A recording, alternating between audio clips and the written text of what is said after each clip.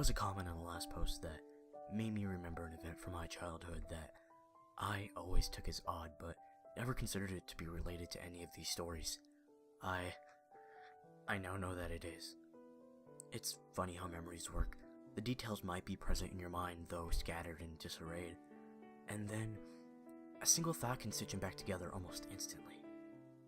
I never thought of these events much because I was always focused on the wrong details. I went back to my mom's house and went through my old childhood schoolwork looking for something that I think is important. I couldn't find it, but I'll keep looking. Again, sorry for the length. Most old cities and the neighborhoods in them weren't planned with the thought that the population would begin to grow exponentially, and they would have to be accommodated. The layout of the roads is generally originally in response to geographical restrictions and the necessity of connecting points of an economic importance. Once the connecting roads are established and new businesses and the roads are positioned strategically along an existing skeleton, and eventually the paths carved into the earth are immortalized in asphalt, leaving room for only minor modifications and additions and or alterations, but never a dramatic change. My childhood neighborhood must have been old then. If straight lines move as the crow flies, then my neighborhood must have been built on the basis of the travels of a snake. The first few houses built must have been placed around the lake gradually, and the inhabitable area increased as the new extensions were built off the original path. But these extensions all ended abruptly at one point or another. There was only one entrance/exit for the entire neighborhood. Many of the extensions were limited by a tributary which both fed and drank it from the enormous lake, and passed right by what I came to call, and I've called in all of these stories, the ditch. Many of the original homes had enormous yards, but some of the original plots have been divided, leaving properties with smaller and smaller boundaries. An aerial view of my neighborhood would give one the impression that an enormous squid had once died in the woods, and some adventuring entrepreneur found the corpse and paved roads over its tentacles, only to withdraw his involvement and leave time, greed, and desperation to divide up the land among the prospective homeowners, like an embarrassing attempt at the golden ratio.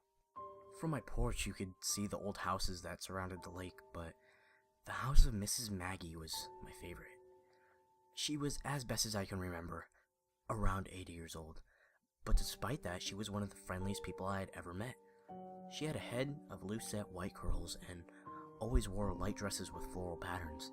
She would talk to me and Josh from her back porch when we were swimming in the lake, and she would always invite us for snacks.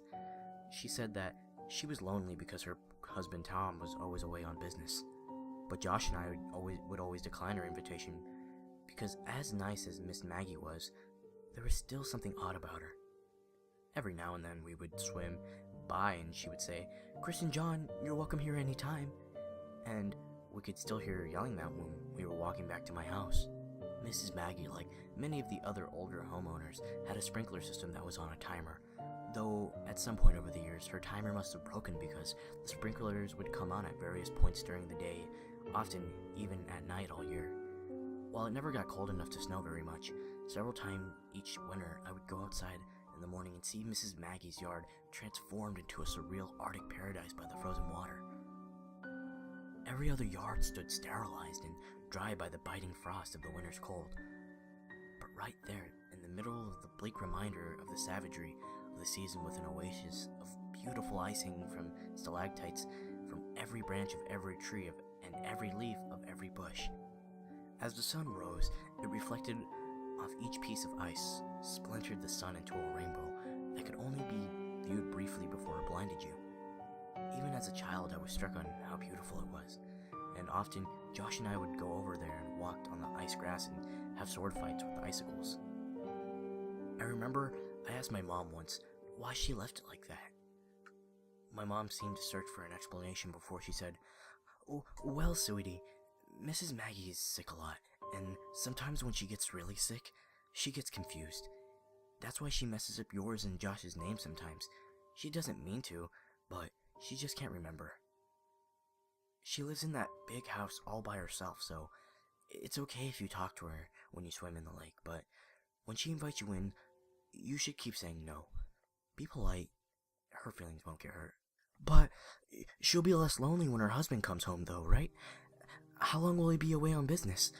It seems like he's always away. My mom seemed to struggle, and I could see that she had become very upset.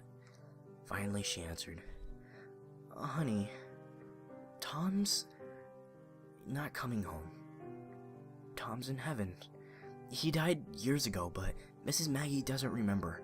She gets confused and forgets, but Tom's not ever gonna come home. If someone moved back in with her, she might even think it was Tom, but he's gone now, sweetie. I would have been only around 5 or 6 when she told me that, and while I didn't quite understand it completely, I was still profoundly sad for Mrs. Maggie. I know now that Mrs. Maggie had Alzheimer's.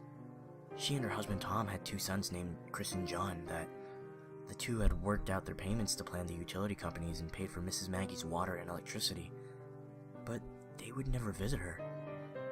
I don't know if something happened between them, or if it was the illness, or if she just lived too far away.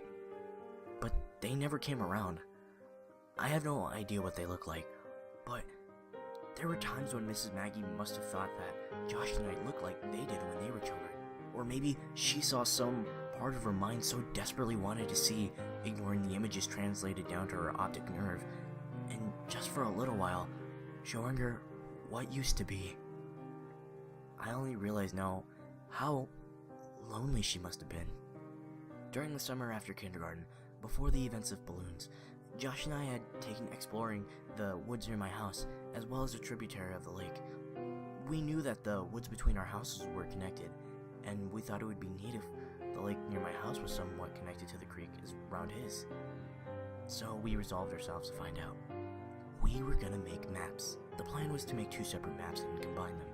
We would make one map exploring the area around the creek near his house, and make the following one of the outflow from my lake.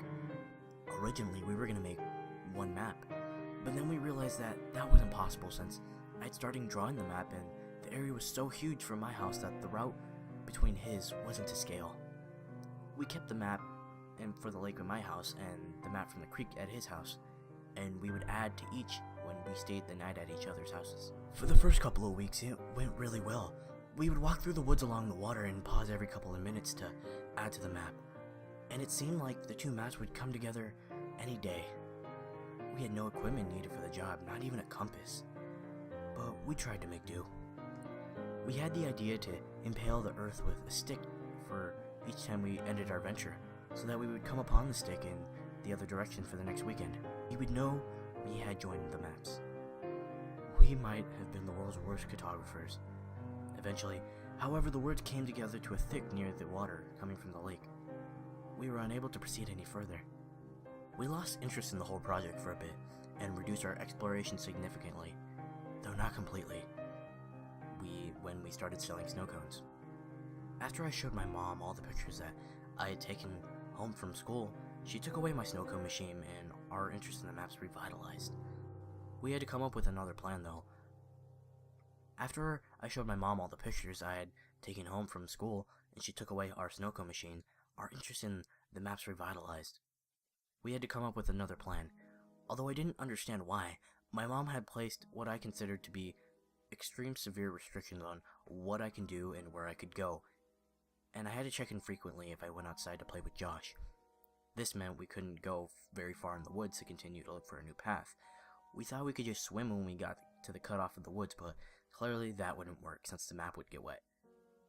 We tried going faster when we were going to Josh's house, but eventually we ran into the same problem. Then we had a brilliant idea.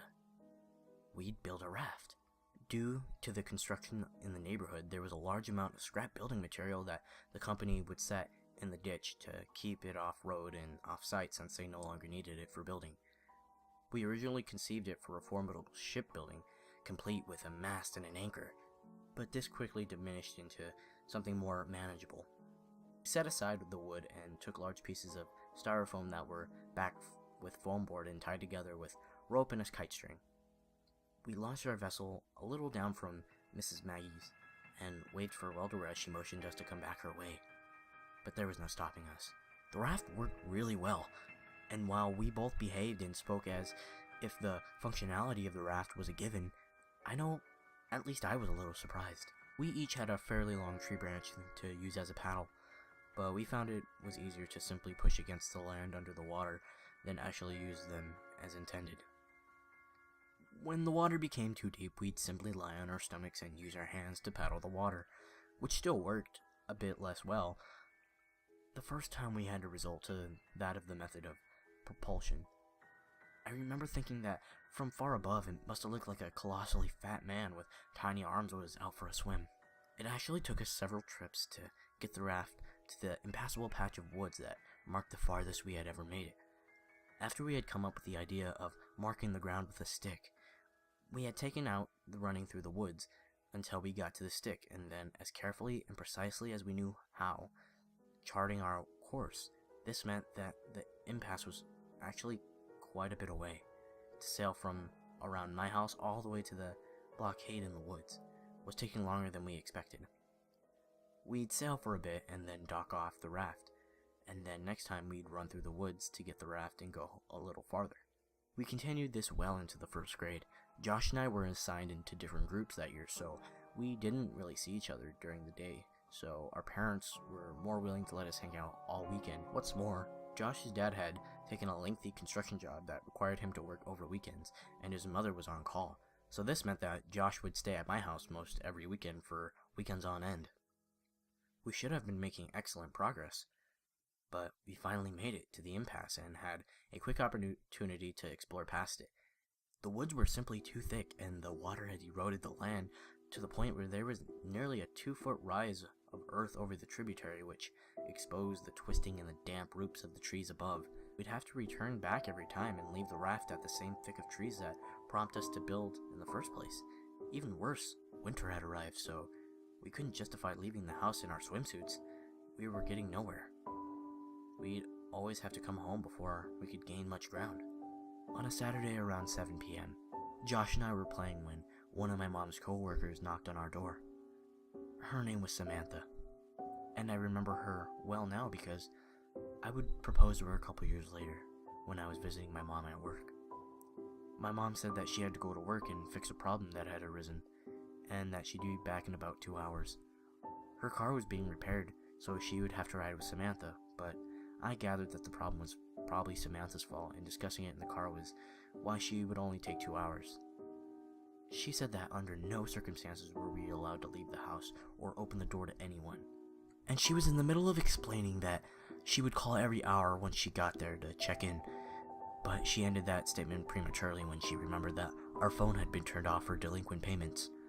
This is why Samantha had just come by unannounced. She looked at me dead in the eye as she was closing the door and said, "Stay put." This was our chance. We watched her drive the serpentine road towards the exit, and as soon as our car rounded its last bend, we ran back to my room. I dumped out my backpack while Josh grabbed the map. "Hey, do you have a flashlight?" Josh chimed. "No, but we'll be back before it's too dark." I was thinking just in case, we should have one. "My mom has one, but I don't know where she keeps it." Wait. I ran to my closet and pulled a box down from the top shelf. I opened the box and revealed 3 Roman candles that I had taken from the pile that my mother had amassed for 4th of July that summer, along with a lighter that I had managed to take from her some months before. This would ensure that we had at least some light if we needed it. This was a little bit before I had been given the opportunity to be afraid of the woods at night, so it wasn't the fear that motivated our search for a light source. Only particularly. We threw it all in the backpack and bolted out the door, making sure to close it so boxes wouldn't get out. We only had 1 hour and 50 minutes. Ran through the woods as fast as we could and made it to the raft in about 15 minutes. We had our bathing suits under our clothes, and so we stripped off our shirts and shorts and left them in separate piles above 4 feet of the edge of water. We untied the raft from the tree, grabbed our branch paddles, and cast off. We tried to move rapidly to reach a point beyond the contents of our ever-expanding map. As we didn't have time to waste seeing old sights, we knew that we were slower in the raft than on land, and that we would be in the raft for quite a while after the cutoff, since the woods were too thick to walk across, and there wasn't a place to dock. This meant that we would have to ride the raft back to the original docking site, even if we found a new place to dock it further ahead. After we passed the last charted part of our map, the water began to get really steep, and eventually we could no longer touch the bottom with our tree branches, so we lay on our stomachs and paddled with our hands. It was getting darker, and as a result, it was becoming harder to distinguish the trees from one another, and we were both becoming slightly unnerved.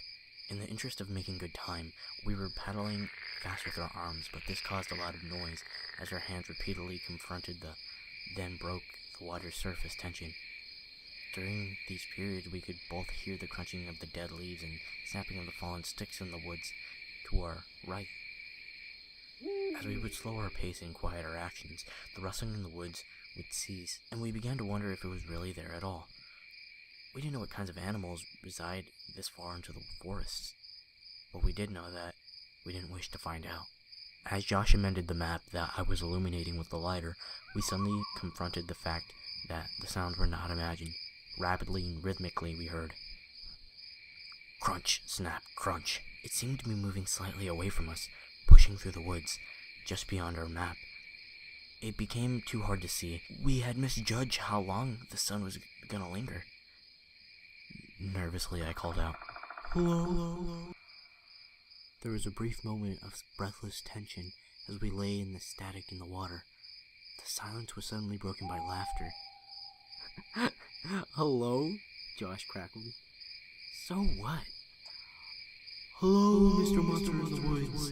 I know you're sneaking around somewhere, but maybe you'll answer my hello. Hello!" I realized how stupid it was. Whatever animal it was, it wouldn't respond. I hadn't even realized it until I said it afterwards. But if anything was actually out there, I obviously wouldn't get a reply. Josh continued, "Hello!" in a high falsetto.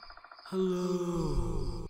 I countered with as deep baritone as I could manage. "Hello there, mate." Hello, beep, boop. Hello.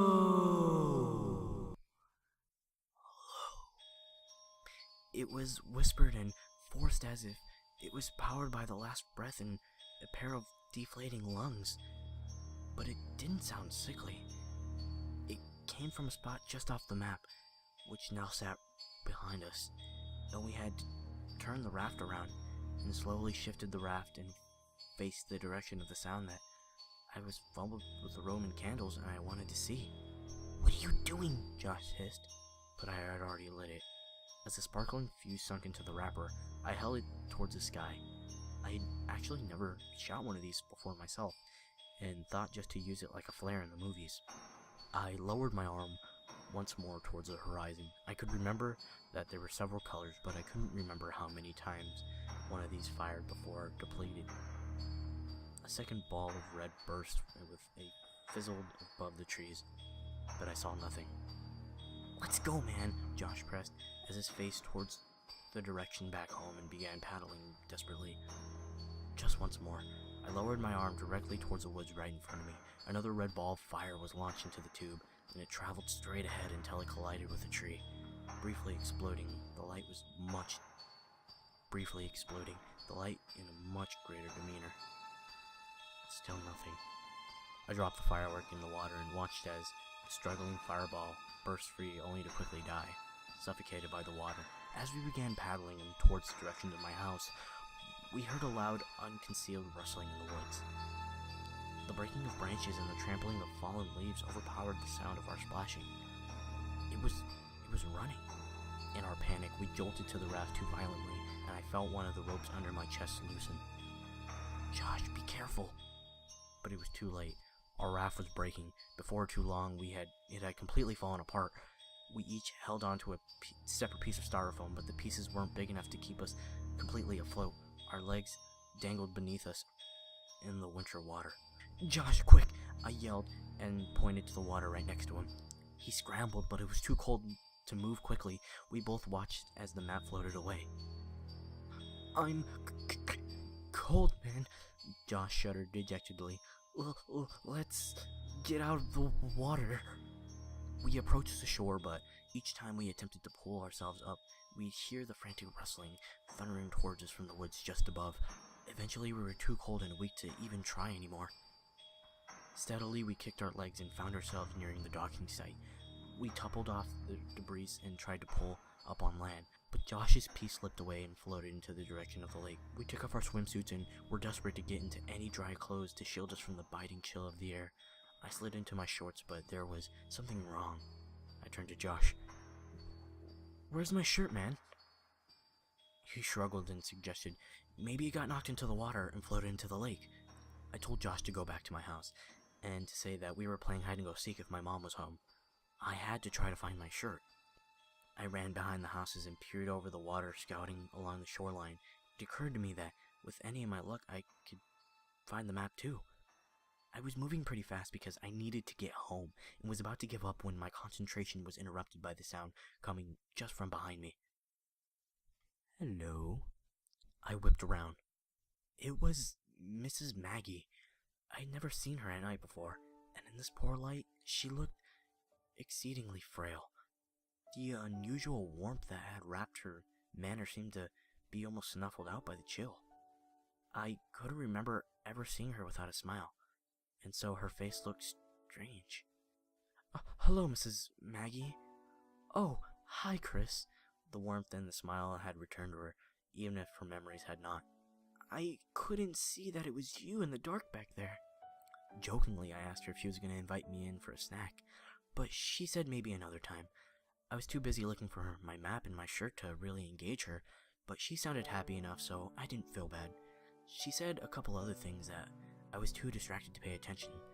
I said goodnight and ran down to her driveway towards my house behind me. Her walking across the frozen yard, but I didn't have time to wave. I had to get home. I made it a couple minutes before my mom did, and by the time she came in, Josh and I had already changed clothes and warmed up. We had gotten away with it, even though we lost the map. "Couldn't find it?" "Nah, but I saw Mrs. Maggie. She called me Chris again. I'm telling you, dude, just be glad you've never seen her at night." As Josh talked more about Mrs. Maggie, I suddenly realized that the lighter still might be in my pocket, and that it would be disastrous for my mom to find. I grabbed my shorts off the floor and patted my pockets. I felt something, but it wasn't the lighter. From my back pocket, I slid out a folded piece of paper, and my heart leapt. The map, I thought. But I watched it float away. As I unfolded the paper, my stomach turned as I tried to understand what I was seeing.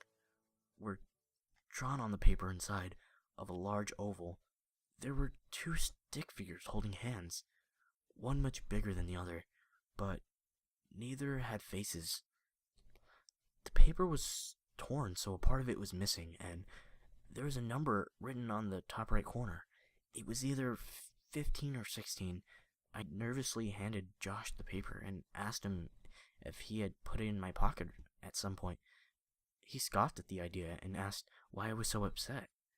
I pointed toward the small stick figure and what was written next to it. My initials. I shook it off and told Josh the rest of the conversation between Mrs. Maggie and I. I had always attributed the odd exchange for her being sick until revisiting these events in my mind all these years later. As I think about it now, the feeling of profound sadness for Mrs. Maggie returns, but it is augmented by a looming feeling of despair. When I think about why she said, "Maybe another time," I knew what she had said, but I didn't understand what it meant that night. I didn't understand what her words had meant weeks later, when I watched men in strange orange biohazard suits carry out what I thought were black bags full of garbage out of her house, or why the whole neighborhood smelled like death that day. I still don't understand why they condemned the house and boarded it up a little while before we moved, but I understand now. I understand why her last words to me were so important, even if she nor I realized it at the time. Mrs. Maggie told me that night that Tom had come home, but I now know who really moved in, just as I now know why I never saw a body brought out on a stretcher. The bags weren't filled with garbage.